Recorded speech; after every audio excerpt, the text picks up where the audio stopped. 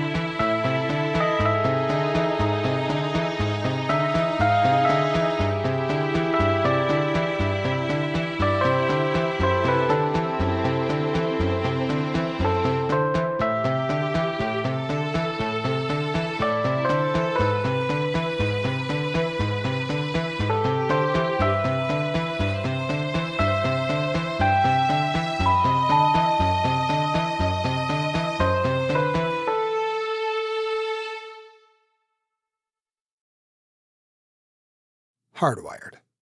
Written and directed by Jonathan Inbody.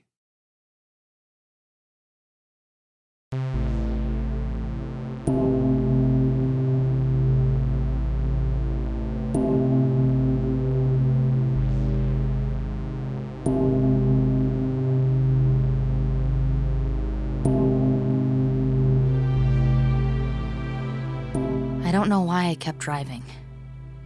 I guess I was frightened or in shock or something. I was already on my road anyway, less than a minute away from my warm, safe house. So I just kept going.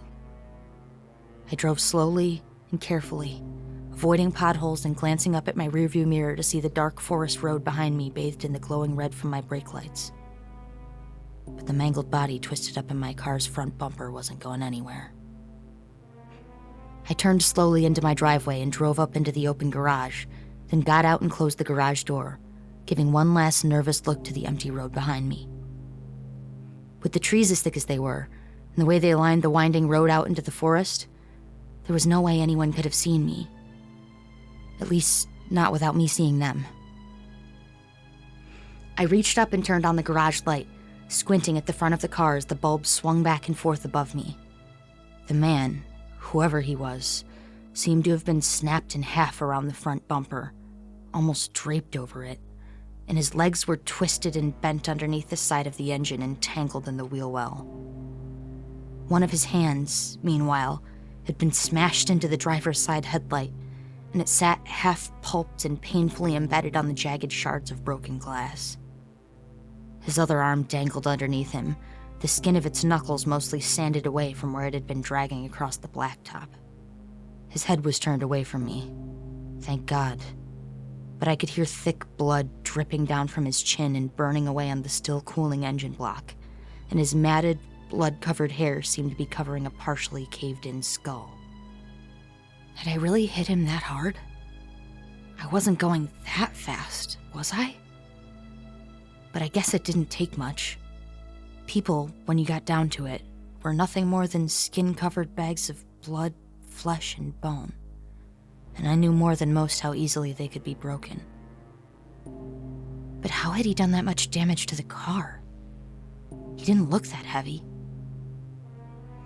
I stared at the body for what felt like hours, blinking every few seconds to make sure it was real, and silently berating myself for what I had just done. Why had I kept driving? I hit him, felt him shatter against the hood, skidded to a terrified stop at the side of the road.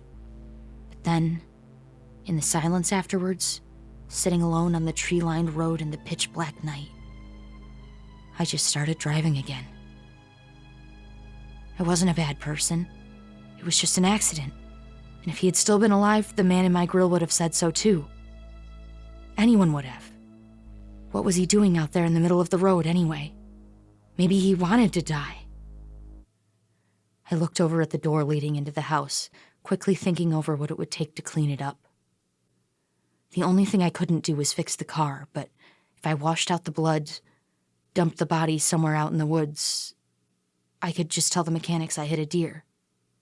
I hit a deer, and it just limped off. I don't know where it went.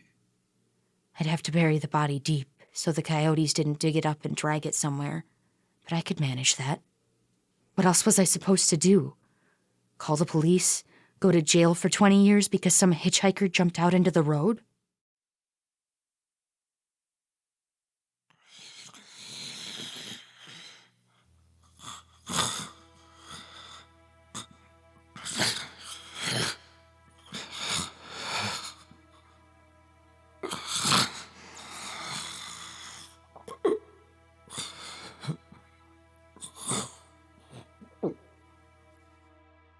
I turned back to the car and stared at the body.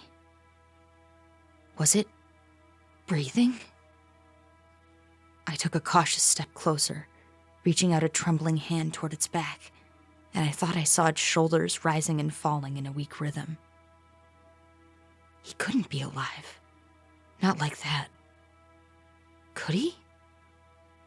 If he was, he wouldn't be for long.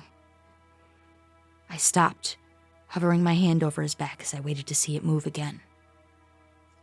He couldn't be alive. Not like that.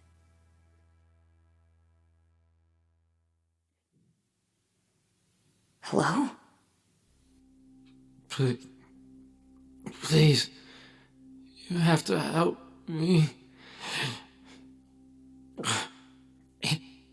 It hurts. It hurts so bad. I reached out a hand and rested it on the back of his head, then gasped as it rolled towards me. One blue eye stared up at me from a broken socket, but the other was bruised shut, and I saw him lick his bloody lips as he struggled to speak. You're a nurse, right? What's your name? Where am I? Kirsten, how did you know I'm a nurse? You're wearing scrubs. Am I at a hospital? Do you know what happened to you? I was walking on the side of the road, and someone hit me. Oh God! Someone hit me! Am I gonna die? No, you're... Just try and sleep, okay? I looked down at him, and I saw the same look in his eye that I had seen 100 times before. The look I saw every time someone flatlined on the operating table while I stood holding the paddles. He was dying, just like all those poor people I saw day in and day out. People who lived too far out from the city to go to a real hospital. One that wasn't underfunded and understaffed. One where half the patients weren't trying to score some pain pills to sell at a trailer park. I had seen enough people die to know what it looked like, so why should this time bother me? Why did it bother me? He'd be delirious soon. Cases like his always were. Once the adrenaline wore off and the shock kicked in, once his brain flooded itself with any chemical it could think to release to distract him from the pain, he'd see things, hear things, just like all the others. Lights, angels, dead family members. Whatever it was, he needed to let himself drift off into the black. It's amazing what the mind can make the eyes see. The man's eyes flitted up to my face, and I saw a sudden realization wash over him. His pupil narrowed, reflecting a near silver sheen in the dull light from above, and his face hardened. You hit me. You ran me over. Oh, Jesus. Oh, I'm gonna die. Okay, You bitch, you don't talk. fucking killed me. No, that's not what happened. You killed me. Well, what were you doing in the middle of the road, huh? I wasn't. You were. No. I was on the shoulder. I saw your headlights tried to flag you down. Don't you remember?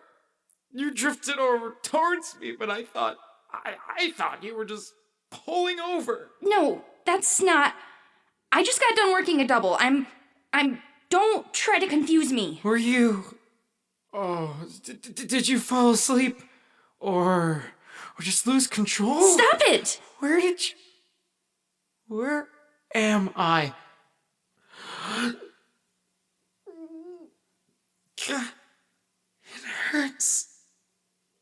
You have to call someone, or take me to a hospital. No, I can't do that. Mount Mercy is the only one close enough. So, why can't... Oh, that's where you work, isn't it? Yes. And you'd be embarrassed? Or you think they'd fire you? They already think I'm... Well, there's a look that people give you when they don't really like you, but they're being polite anyway. I see that look a lot. I'm sorry, but you have to get me help. If you don't, I'm going to die here. His swollen eye welled up with a tear, but as it rolled down his puffy cheek, it looked gray, almost black. The eye itself, the one that had looked blue before, seemed to have turned a dull silver. I stared at him, taking in his features one by one. Looking at him now, with fresh eyes, his face was almost too perfect, too angular, like molded steel more than genuine bone structure. I looked up at the bit of cracked skull on the side of his head, and I swore I could see the gleam of metal shining back from inside. There was something wrong about him. Wrong with him. What were you doing out there? Standing in the middle of the road, in the middle of the night? What? My car broke down. I didn't see any car. You must have passed it. He blinked, and my eyes widened. I could see something shiny at the edge of his eye. A tiny bulb of plasmatic metal tucked just behind the tear duct. As he stared up at me, I saw it twitch, jittering like the malfunctioning shutter of a broken camera. He blinked again, and as his eyelid fluttered back up, I watched the gleaming patch of metal pulling back from across the surface of his eye, then narrow and slide back into place like a secondary eyelid. Suddenly, I understood. Whoever he was, or whatever he claimed to be, he wasn't human. My eyes darted over to his half-pulped hand, smashed through the headlight and into the shattered bulb. Faint sparks flared out from the wires inside, rippling over his cut-up flesh and dancing across the narrow streams of his slick red blood. Were those wires from the headlight, or were they dangling down from inside his shredded hand? He wasn't right. He wasn't real. He was some kind of fake, some half-organic mechanical imitation of a man, just close enough to the real thing to avoid being noticed if you weren't looking too closely. Unfortunately for him, or for it, I was. Are you? Why are you looking at me like that? Because I know what you are. What you really are. You thought you could fool me, right? Like you fool everyone else? But I can see you. He tried to pull on his shredded hand, but the jagged shards of glass only dug further into his wrist, carving off curled-up ribbons of bloody flesh. He winced, breathing heavily through gritted teeth, then tried to move his legs. I heard a nauseating crack, and he screamed as one of his shattered legs thumped uselessly to the concrete floor next to the wheel. As it laid there, twitching and bloody, I swore I could hear the gears inside grinding. Need some oil, Tin Man? Please. I don't know what you're talking about. I'm going to faint. I can't. You can drop the act. Even if you are hurt, you probably don't feel it the same way we do. I don't know what the fuck you're talking about. You have to call someone. I'm dying. I really don't think you are. Maybe you're broken, the way a car breaks down or a toy falls apart, but I think you're fixable. I think maybe once you get untangled, you might even try and strip my car for parts. You're fucking crazy. Don't you? Do you know what I am? I'm a good person. I work hard, and I deserve to be happy. And you're just... What the hell were you doing out there? Where did you come from? Did someone make you? Send you out into the woods to wait for some unsuspecting person to pick you up? What were you planning to do to whoever stopped? What? Kirsten, Don't use my name! Okay. But I don't know what you're talking about. I'm just a person, just like you, okay? My name is Ron. Don't! Fine. But I'm not some fucking robot or whatever you think I am. I'm a person, and I need help. You're a nurse. Isn't that your job? Do no harm? Isn't that the don't they tell you guys that in school? I don't want to die, Kirsten. What kind of car do you drive? What? You said your car broke down. What kind of car? If you're telling the truth, it's an easy question. I can't. I'm delirious. It hurts so bad. He reached his free hand out towards my pant leg, and I shrank back, silently watching as his exposed knuckles shifted in their blood-covered joints. His hand fell, then, smacking limply to the concrete, and his fingers twitched in a chaotic rhythm as he let out an agonized moan.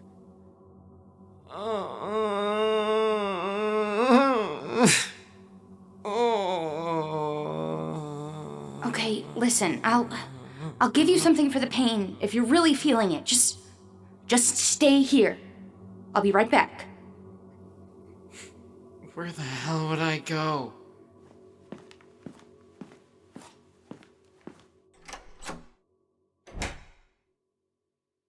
I stepped into the house, closing the door to the garage behind me. I crossed the kitchen and went into the bathroom, then opened the cabinet behind the mirror and looked inside. There, next to a box of over-the-counter pain reliever and my mood stabilizers, was my bottle of sleeping pills. I stared at it for a long second, letting a dark thought grow in the back of my mind. If I gave him enough, maybe even just one, he'd probably die before he woke up. If he was human, that is. He was so convincing, too. Even now I was doubting myself. What if he was just an ordinary man? Someone in the wrong place at the wrong time who'd leaned a little too far into the road? Or what if I had fallen asleep at the wheel? Or just drifted slightly too close to the shoulder to see what he wanted? My memories of the drive home were spotty, barely cogent, the way they usually were after 16 hours of exhausting work. But it was the perfect setup, wasn't it? Stand at the side of some isolated country road, wave down the first car that comes by, and what? Kill me? Replace me? I shuddered, thinking back to that moment when he smashed against the front of my car like a rotten apple and I slammed on the brakes. As the wheels squealed and the car lurched to a stop, how was I supposed to know if he was really alone out there? What if there were more like him? Things that looked like men standing in the shadows of some low-hanging tree and waiting to pounce as soon as I got out of the car. Maybe that's why I kept driving. Maybe I knew, somewhere deep down, the way an animal knows when it's being hunted. And if I was right, if they had been out there, would they be coming after me? I slipped the bottle of sleeping pills into my pocket, then walked back into the kitchen and pulled open the drawer closest to the door. I dug around inside until I had found the utility knife, then knelt down and tucked it into my sock. If he was dangerous, or if there were more like him coming, at least I'd be able to defend myself.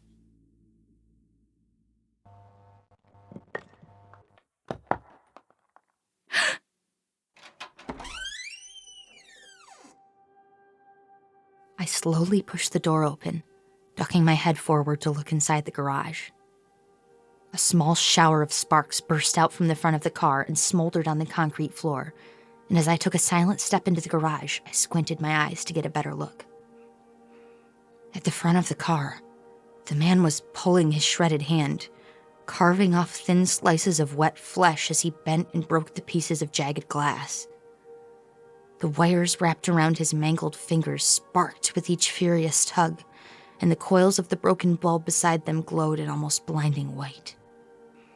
As I approached, my eyes wide with terror in the dark, he let out an inhuman grunt, furiously yanking on his trapped arm with his other bloody hand, and I could hear his teeth grinding against each other as he stopped to catch his breath.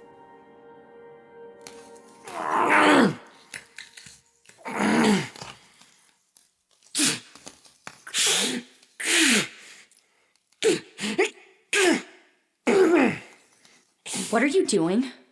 Oh, I didn't know.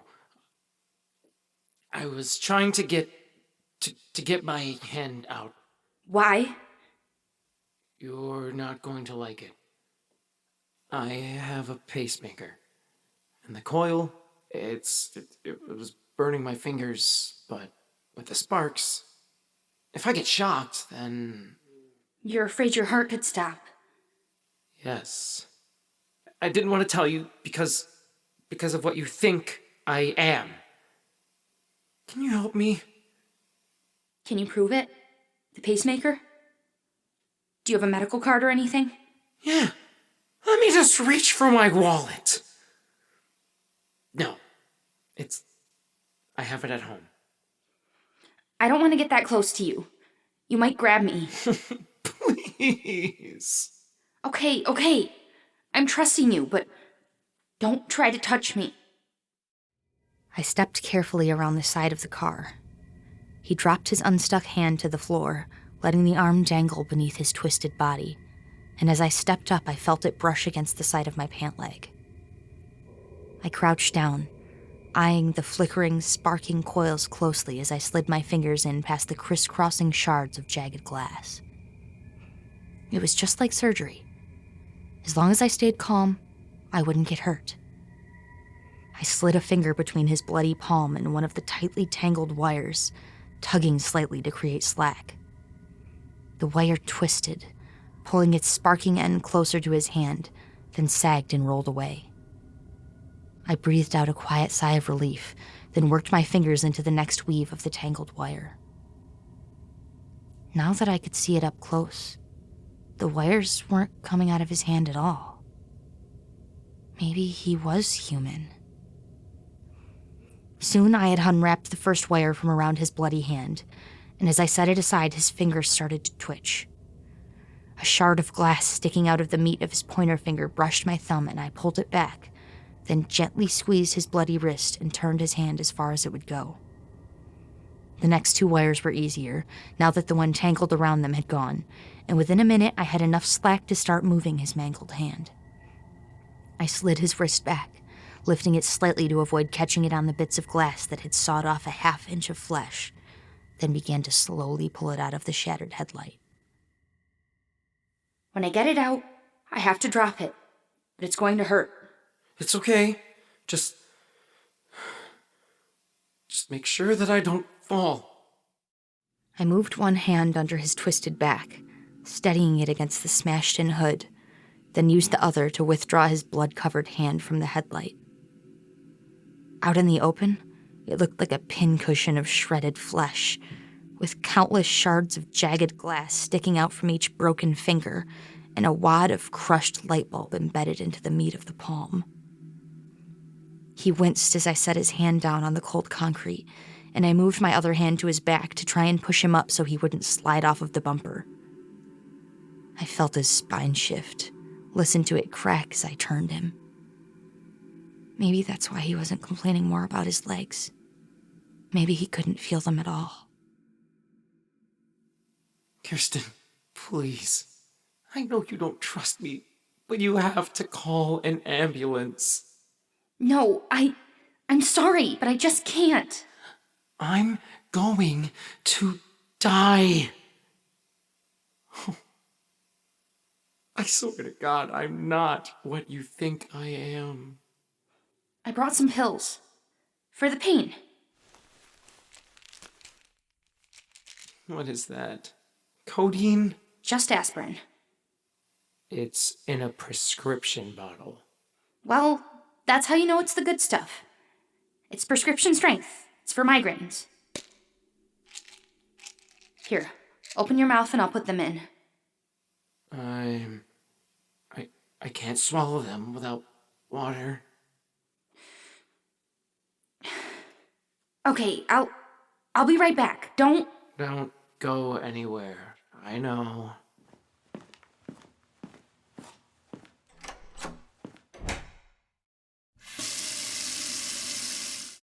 I took a glass from the dish rack and filled it up with tap water, trying not to think about what I was doing before I did it.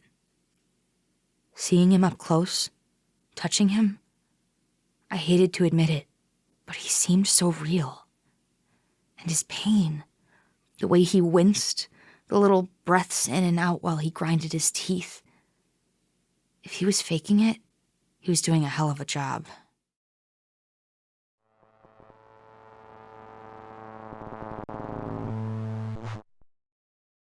I looked up as the lights in the kitchen flickered and dimmed, then turned to look at the closed garage door.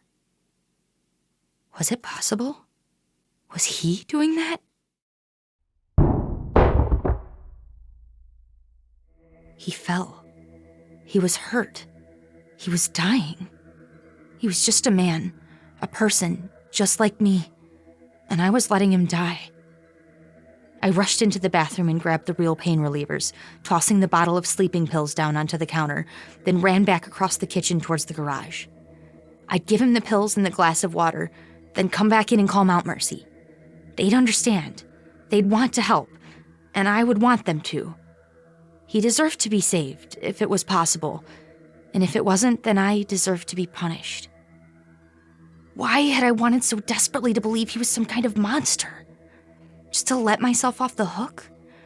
I'd been so paranoid, so insane, so stricken with shock delusion that I had almost killed an innocent man, and I only hoped I still had enough time to correct my mistake. I pushed open the door to the garage and froze. The car, shattered bumper and damaged engine, was sitting just where I'd left it. But the wheel that his leg had been twisted up in had fallen out of the well and rolled across the concrete floor, and now sat on its side next to the garbage cans. The broken, bleeding man, on the other hand, was nowhere in sight. Hello? Are you all right?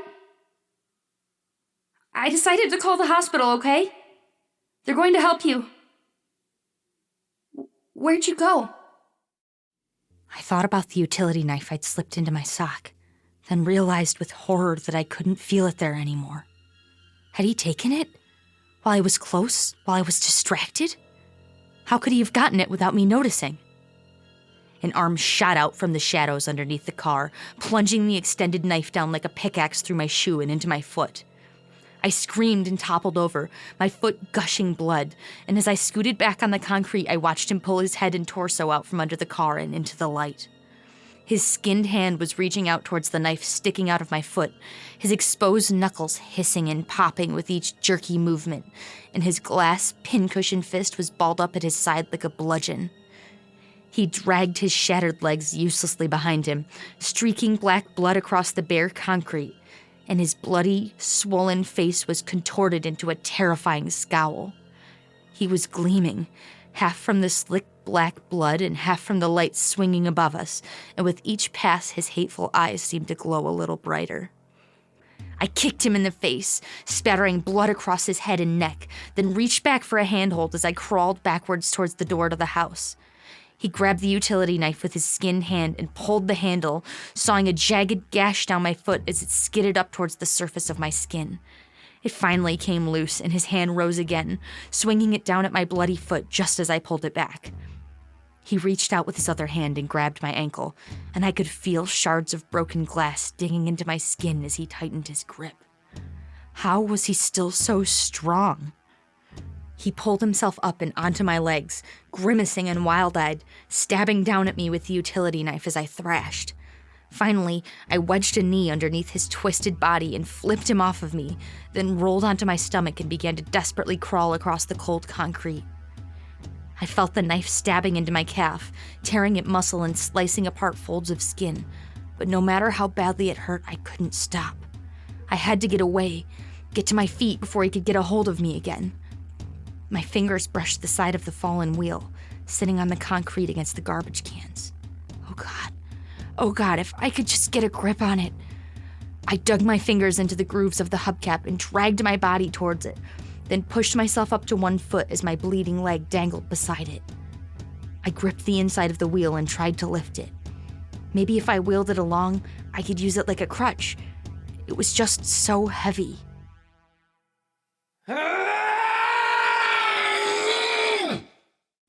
He lunged forward, black, murderous hate in his eyes, and knife raised over his head, and before I knew what I was doing, I had raised the wheel over mine.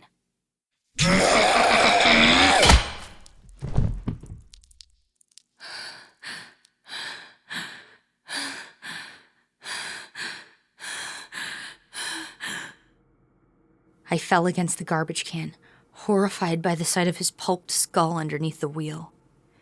Jets of dark, muddy blood had splattered outward in all directions, casting out a gory 10-pointed star on the concrete, and his now headless body trembled and twitched. Its fingers opened and closed, clicking and whirring, and its splintered legs rolled and flopped. His arm shot up in a violent spasm, then dropped like a rock back to the floor and went still. His chest sagged and legs stopped moving, and the blood gushing from the messy hole at the top of his neck slowed to a trickling drain. I sat against the wall of the garage, watching his unmoving body for what felt like hours. Was he dead? Finally and totally? Or could every part operate the whole? When I'd finally convinced myself it was over, I hobbled into the house and began to dress my wounds. My calf looked worse than it was, with some surface cuts and only a few deep stabs, and I was relatively sure I'd even be able to walk on it in a day or two. I'd have to wait to see about my foot. I put my bloody scrubs into the washer and rinsed my leg and the utility knife in the shower, then put on some ratty clothes and got ready for the last shift of the night's work. It would be back-breaking, rolling the body into a tarp and dragging it off somewhere into the woods, digging a grave deep enough that the body wouldn't wash away when it rained. But it was work that needed to be done. When I went back to the garage, I lifted the wheel off of the pile of viscera that had once been his head and stared down into the bloody mush, pushing bits aside with my shoe as I sorted through it. I knew there had to be wires, hydraulics, some proof of what he really was and what he had intended to do. If I looked long enough, I knew I'd find it. There were clotted bits of black floating in the puddle of blood. Wadded flecks of what seemed like corroded metal as I pulled them out with tweezers and put them into a sandwich bag. I'd look at them closer once I'd hidden the body, see if I could find out what they were and where they came from. Someone at the door. At the front door, off of the kitchen. Who could it be this late? I tried to tell myself that it wasn't another drone, another flesh-covered android coming to clean up what remained of the first. Headlights shined in through the kitchen windows, and when I opened the door, a man in a police uniform was standing on the other side. Good evening, ma'am. Have you had any visitors around here tonight? Anybody knock at the door or anything like that? No, just you. Why? Oh, it's probably nothing, but we had somebody report an abandoned car just down the road. I thought the driver might have started walking, and if he came this way, then you're the closest house. Well, I'm sorry I can't be more helpful. You could try some of the houses further up. Maybe he went the other way? Are you all right, ma'am? What? I'm fine. Why? Your leg's bleeding. He stared at me for a long moment, and I stared back at him. And just before I went for the utility knife in my pocket, I swore I saw his eyes shine silver.